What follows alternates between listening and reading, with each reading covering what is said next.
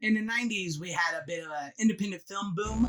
I like to say it seemed like there was like a lot of these independent films sort of entered the mainstream a little bit at that time in the 90s. It was like a really special, wonderful, weird time in movies and entertainment.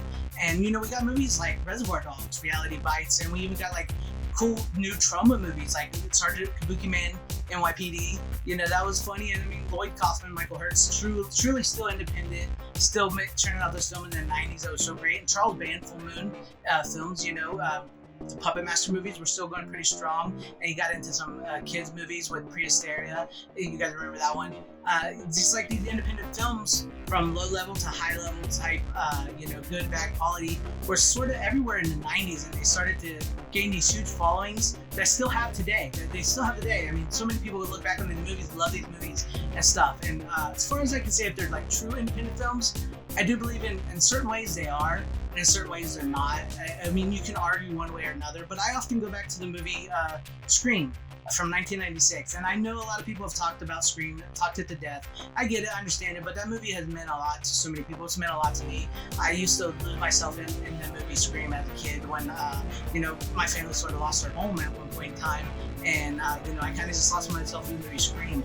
And by Hollywood standards, the movie Scream is an independent film. It was produced by Dimension Films, and Dimension Films, if you look it up, and it's set up as a studio to produce and make independent genre type films. They made, you know, Scream 2, also From Dusk Till Dawn, Robert Rodriguez, another great independent film director there, another great film as well. And then also Dimension Films was also owned, which was an offshoot of Miramax Films, which also set up to do independent films. They did Pulp Fiction, you know, they did so many other great things. They even did The Crow, Miramax Films did.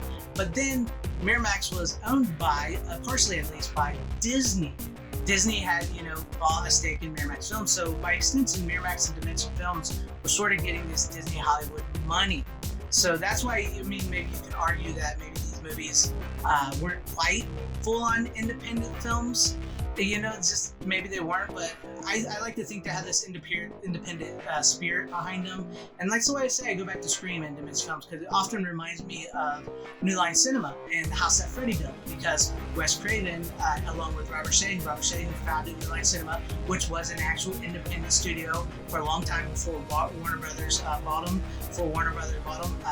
You know, Robert Shea ran New Line Cinema out of his New York apartment for a long, long time, and you know, along with him and Wes Craven, they created independently A Nightmare on Elm Street, which is a quintessential, iconic '80s horror movie. And as somebody who's into 80s horror films, huge, big time myself, you know, that's where I like to go in the 80s horror, or like 70s or early 90s. That's really my area of horror expertise that I really love, and I love to research and talk about.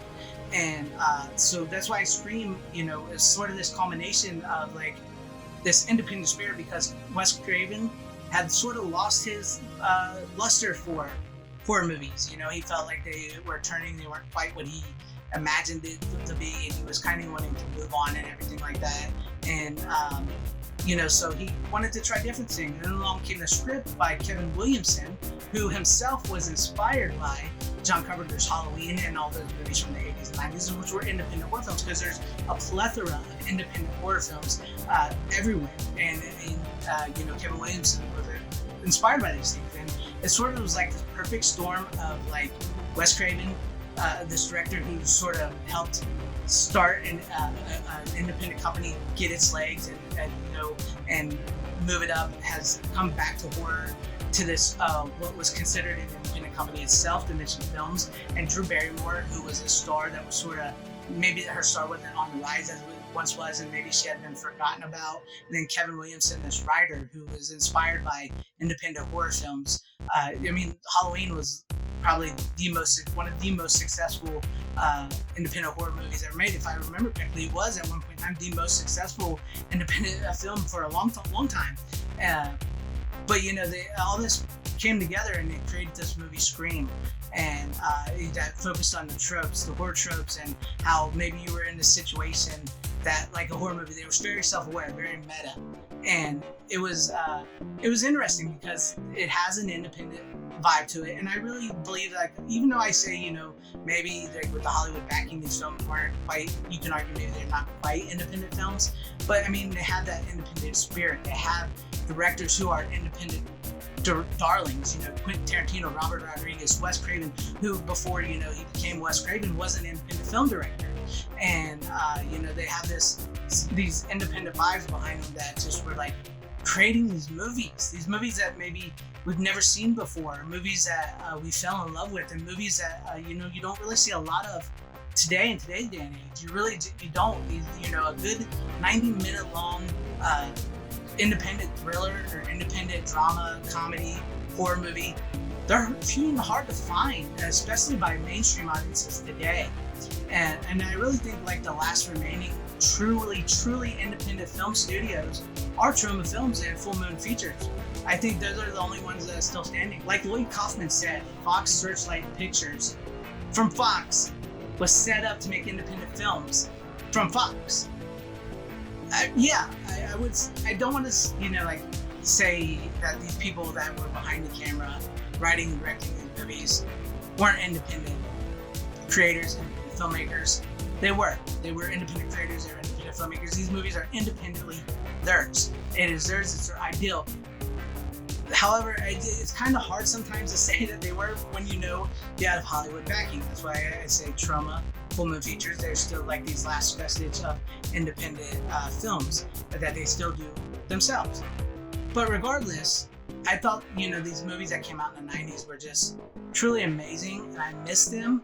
And I constantly think about them, and I think about, you know, what would it be like if we still had movies like that today. But I see so many filmmakers out there making these new independent films that are coming back and coming on strong, that I've noticed from doing YouTube. I've started my YouTube channel. I myself would like to one day make an independent film. And I often think about, there's this really great speech done by Joe Bob Briggs on The Last Drive-In. I highly recommend that if anybody's a filmmaker, wants to be a filmmaker, you check out the speech. It's called Keep Rolling. One night, you know, they were showing One Cut Above the Dead on The Last Drive-In, and Joe Bob Briggs was like, just keep rolling. And he lays out this really great speech where he's talking about how, you know, you don't need Hollywood to come to you anymore. You can make your own film. Everything you need to know is in the palm of your hands. You know, don't give excuses. You don't have money, you can't do this, you know. Don't make excuses. You will fail. You'll fail once, you'll fail twice, you'll fail multiple times till you won't fail. You are a filmmaker. You get on YouTube, and maybe you yourself wanted to be a filmmaker. Maybe you didn't know you wanted to be a filmmaker, and you start making these videos. You start talking film, and you start making this audience, and you're growing it independently yourself. And you start thinking, you know, maybe I can make a movie. Maybe I will make a movie. I'm going to make a movie. I see it. There's so many people that I've watched on YouTube go on to create independent films, create independent horror films, create independent dramas, everything. And you know, with modern entertainment today, I'm sorry, I'm just not much into modern entertainment. I mean, to me, it just feels like content over quality. It feels like they're too busy pushing a message instead of focusing on character, story. I mean, character and story are king when you tell a story.